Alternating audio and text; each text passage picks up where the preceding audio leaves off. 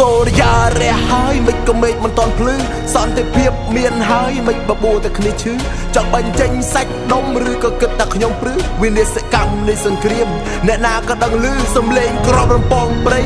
ចិត្តខ្ញុំនៅតែព្រួយសំដីតាធ្លាប់ប្រាប់កាលនោះឆ្នាំ76មនុស្សស្លាប់រង្គាលដី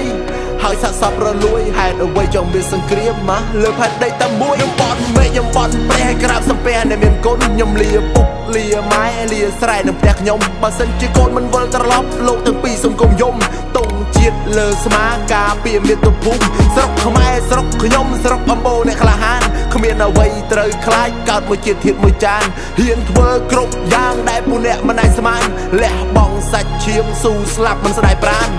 ខ្ញុំជាអ្នកចម្រៀងក៏អាចខ្លាចជាតែហ៊ានកុំសំបីតែគិតបើសិនអ្នកមានចិត្តបំពេញកុំសំបីតែគិតទោះបីមួយជំហាន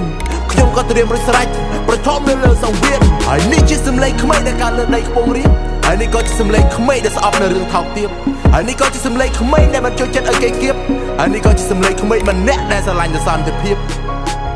មិនចង់ស្រកឈាមមិនចង់មានទុកនៅលើទ្រូងខ្ញុំដៃខ្ញុំនេះប្រឡាក់ឈាមមិនចង់គំរាមខ្ញុំប្រាប់តែគុំកាលលើដែនដីខ្មែរខ្ញុំត្រូវតែថែសុវណ្ណភូមិទឹកដីដ៏ស្រស់បំព្រងព្រោះកម្ពុជាជាបេះដូងខ្ញុំមិនចង់ស្រកឈាមមិនចង់មានទុកនៅលើទ្រូងខ្ញុំដៃខ្ញុំនេះប្រឡាក់ឈាមមិនចង់គំរាមខ្ញុំប្រាប់តែគុំកាលលើដែនដីខ្មែរខ្ញុំត្រូវតែថែសុវណ្ណភូមិទឹកដីដ៏ស្រស់បំព្រងព្រោះកម្ពុជាជាបេះដូងខ្ញុំ